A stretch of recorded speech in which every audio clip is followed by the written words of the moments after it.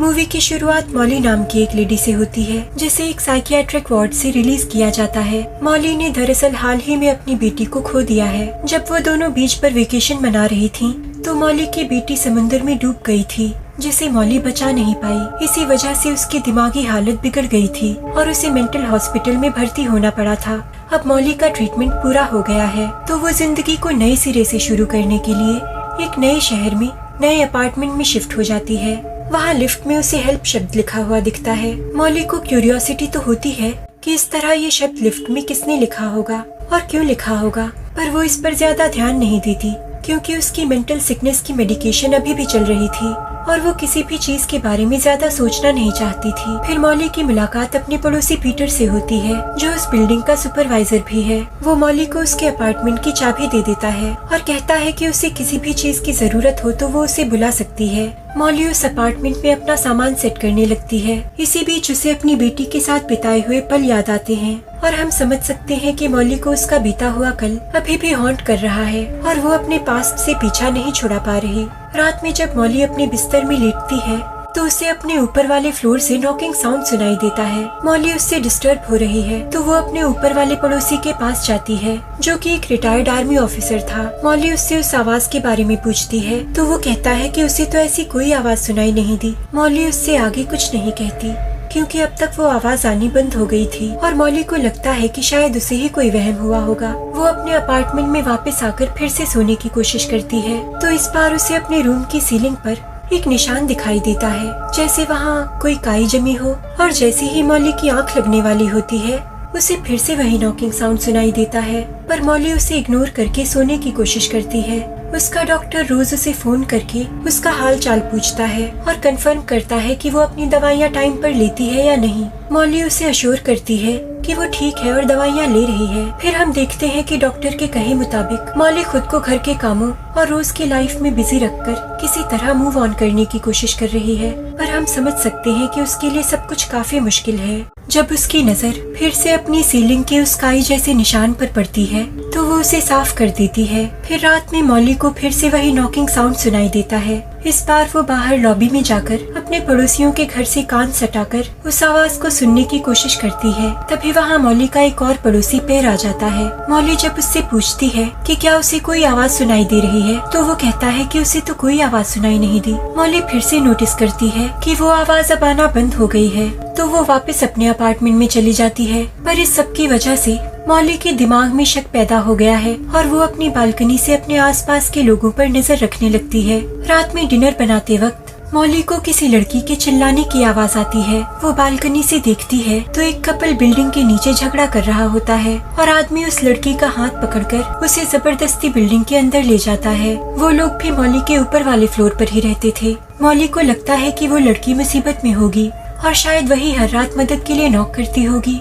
Molly police को बुला लेती है और पुलिस जब उस कपल से पूछताछ करने लगती है, तो वो आदमी उन्हें कहता है कि वो दोनों हस्बैंड वाइफ ऐसे सिली झगड़े अक्सर करते रहते हैं। वो लड़की भी पुलिस को अश्योर करती है कि वो ठीक है और वो और उसका हस्बैंड तो बस यूं ही बहस कर रहे थे। अब मॉली पुलिस वालों को कन्विंस करने की कोशिश करती है और उन्हें बताती है कि उसे अक्सर अपने रूम से नॉक की आवाज आती है और ऐसा लगता है कि किसी को मदद की जरूरत है। अब पुलिस मॉली के घर पर थोड़ी देर रुकती है, पर उन्हें किसी भी तरह की कोई आवाज सुनाई नहीं देती, तो वो ये सोचकर वापस चले जाते हैं कि शायद मॉली को कोई वहम हुआ होगा। उस रात मॉली को नींद नहीं आ रही होती, तो वो बालकनी में चली जाती है। वहाँ वो अपने से सामने वाली बिल्डिंग में एक लड़की को खड़ा देखती है, जो काफी दुखी लग रही थी और एक टक उसी की ओर देख रही थी, और वो अंदर जाकर अपने बिस्तर में लेट जाती है। तभी उसकी नजर सीलिंग पर पड़ती है, जहाँ पर वो काई जैसा निशान फिर से आ गया है और ये निशान पहले से भी ज्यादा गहरा है। मॉली को समझ नहीं आ रहा कि वो निशान कहाँ से आया और उसे बहुत डिस्टर्ब फीलिंग होती है। वो स्मोक करने वापस बालकनी में चली जाती है और इस बार वो देखती है कि कुछ देर पहले जिस लड़की को उसने सामने वाली बिल्डिंग में देखा था, वो उसी बिल्डिंग से कूदकर खुदकुशी कर लेती है। मॉली भागकर नीचे पहुँचती है तो वहाँ कोई नहीं होता। मॉली समझ जाती है कि ये उसका भ्रम था। शायद दवाइयों की वजह से उसे हेलुसिनेशन हो रहे हैं। दिन बीतते रहते हैं और हर रात मॉली को अपने ऊपर वाले फ्लोर से वही नॉकिंग साउंड सुनाई देता है और वो उसे लगातार इग्नोर करने की कोशिश भी करती है, क्योंकि कहीं ना कहीं उसे भी यही लग रहा है कि वो अपनी दिमागी हालत की वजह से चीजों को इमेजिन कर रही है। पर एक दिन मॉली को अपने घर के बाथरूम की दीवार के होल से किसी लड़की के रोने की आवाज सुनाई देती है जो मदद के लिए पुकार रही है। मॉली तुरंत पुलिस को कॉल करती है और उन्हें बताती है कि कोई लड़की उसके ऊपर वाले फ्लोर पर कैद है और उसने अभी अभी रोते हुए उसकी आवाज सुनी है। पर पुलिस उसकी बात पर भरोसा नहीं करती, क्योंकि पिछली बार भी जब उसने पुलिस को बुलाया था तो उन्हें कुछ नहीं मिला था। और वो मॉली से कहते हैं कि अगर अब उसने ऐसी मनगढ़ंत कहानी रिपोर्ट करने के लिए फोन किया तो वो उसकी फोन लाइन काट देंगे। मॉली को बहुत इरिटेशन होती है, पर वो कुछ कर भी तो नहीं सकती। रात में मॉली को अपनी बालकनी में एक डेड बर्ड मिलती है तो वो उसे दफनाने बाहर चली जाती है।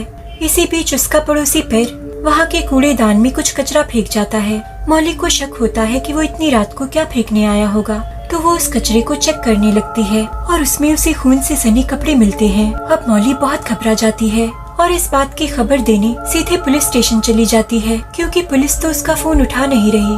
पर वहाँ जाकर उसे ये पता चलता है कि उसका पड़ोसी पेर जिसने वो कपड़े फेंके थे और जिसकी कंप्लेंट करने वो वहाँ आई है, वो खुद एक पुलिस ऑफिसर है। मॉली ये जानकर शॉक रह जाती है और बिना कुछ कहे वहाँ से चली जाती है। अगली रात घर की सफाई करते वक्त मॉली को फिर से किसी लड़की के चीखने की आवाज सुनाई देती है। वो तुरंत ऊपर वाले फ्लोर पर जाती है और सभी पड़ोसियों की डोर बेल बजाकर उन्हें बाहर बुलाती है और गुस्से में उन सब से कहती है कि यहाँ कोई लड़की मुसीबत में फंसी है और वो मदद के लिए बुला रही है। पर कोई उसकी बात पर यकीन नहीं करता और सब यही कहते हैं कि उन्हें तो कोई आवाज नहीं आई, शायद उसी की दिमागी हालत ठीक नहीं है। अब मॉली को लगता है कि सब मिले हुए हैं। वो और ज्यादा गुस्से में चिल्लाने लगती है तो वो आर्मी ऑफिसर पुलिस को कॉल करने लगता है मॉली के खिलाफ शिकायत करने के लिए। तभी मॉली को उस आर्मी ऑफिसर के घर में एक बंद दरवाजा दिखता है। मॉली को लगता है कि वो लड़की उसी रूम में बंद है। वो आर्मी ऑफिसर को दरवाजा खोलने को कहती है पर वो इनकार कर देता है। अब मॉली चाकू उठा लेती है और फोर्सफुली वो दरवाजा खुलवाती है, क्योंकि अब वो अपना आपा पूरी तरह खो चुकी है। पर जब वो दरवाजा खुलता है तो वो देखती है कि उस कमरे में एक बुजुर्ग औरत है जिसे डिमेंशिया है और वो उस एक्स आर्मी ऑफिसर की माँ है जो उस सब शोर शराबे से घबरा गई थी। वो एक्स आर्मी ऑफिसर अपनी माँ को शांत करने लगता है। इसी बीच पुलिस आकर मॉली को पकड़कर ले जाती है। जब पुलिस को उसकी मेंटल हिस्ट्री के बारे में पता चलता है तो उन्हें लगता है कि उसकी दिमागी हालत फिर से बिगड़ गई है और वो उसे वापस मेंटल हॉस्पिटल भेज देते हैं। जब वो डॉक्टर्स को अपनी आप बीती सुनाती है तो उन्हें भी यही लगता है कि शायद वो अपनी दवाइयाँ नहीं ले रही और सब कुछ बस इमेजिन कर रही है। रात में मॉली को असाइलम के वार्ड में भी वही नॉकिंग साउंड सुनाई देता है। अब मॉली पूरी तरह फेडअप हो चुकी है। वो असाइलम से भागकर वापस अपने अपार्टमेंट में आ जाती है और अपनी बेटी को याद करके रोने लगती है और उसके बाद वो ड्रिंक करने लगती है। फिर वो बिस्तर में लेट जाती है तो उसे अपनी बेटी दिखती है और वो उसे गले लगा लेती है। तभी हम देखते हैं कि मॉली की सीलिंग का निशान खून के निशान जैसा दिखने लगा है और काफी बड़ा हो गया है। उसमें से खून टपक कर मॉली के चेहरे पर गिरने लगता है। वो बहुत डिस्टर्ब हो जाती है और पैनिक करने लगती है। उससे शराब की बोतल गिर जाती है और शराब जमीन पर फैल जाती है। वो एक सिगरेट जलाती है जिसमें से जलती हुई ऐश गिरने लगती है और फिर से सीलिंग की ओर देखती है। अचानक वो निशान आग पकड़ लेता है। वो आग धीरे धीरे सब जगह फैलने लगती है और मॉली चुपचाप लेटी लेटी उस निशान को देखने लगती है, अपने चेहरे पर एक शांत सी मुस्कान लेकर। फिर हम देखते हैं कि पूरी बिल्डिंग में आग लग चुकी है और मॉली को बाहर निकाल लिया गया है, पर उसकी सांसें नहीं चल रही। इसीलिए पैरामेडिक्स की टीम उसे सीपीआर देकर रिवाइव करने की कोशिश कर रही है। इसी बीच हम पुलिस की वॉकी टॉकी पर आवाज सुनते हैं जिसमें पुलिस उस बिल्डिंग के लोगों को बाहर निकलने को कह रही है। यहाँ हम पीटर की भी आवाज सुनते हैं जो पुलिस से कह रहा है कि वो बिल्डिंग का सुपरवाइजर है और वो उनकी मदद कर सकता है। तभी पुलिस को उसके अपार्टमेंट में कोई आवाज सुनाई देती है तो वो कहता है कि मैं तो अकेले रहता हूँ। पर पुलिस उस अपार्टमेंट की जांच करने लगती है और उन्हें उसमें एक यंग लड़की मिलती है जो चेन से बंधी हुई है। इतना सुनते ही मॉली को होश आ जाता है और वो अपनी आंखें खोल देती है और उसकी जान बच जाती है। यानी कि मॉली का शक बिल्कुल सही था।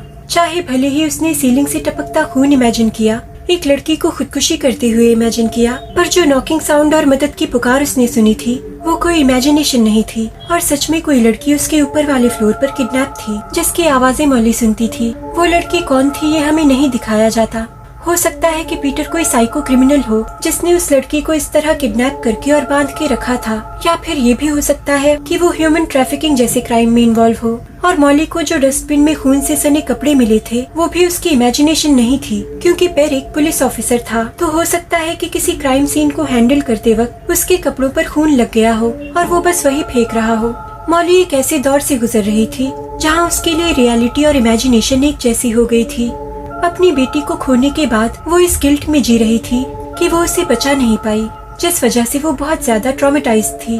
पर अब जब उसने किसी की जान बचा ली है, क्योंकि बिल्डिंग में आग उसी की वजह से लगी थी, ना उससे शराब की बोतल गिरती, ना वो सिगरेट जलाती, ना उसकी चिंगारी नीचे गिरकर आग लगती, ना पुलिस आती और ना उस लड़की को बचाया जाता, तो उस लड़की को बचाने का पूरा क्रेडिट मॉली को ही जाता है। और ये एक्सपीरियंस उसे इस ट्रॉमा से निकलने में जरूर हेल्प करेगा। और हम आखिरी सीन में उसके चेहरे पर एक सुकून देख भी सकते हैं और इसी सीन पर मूवी खत्म हो जाती है।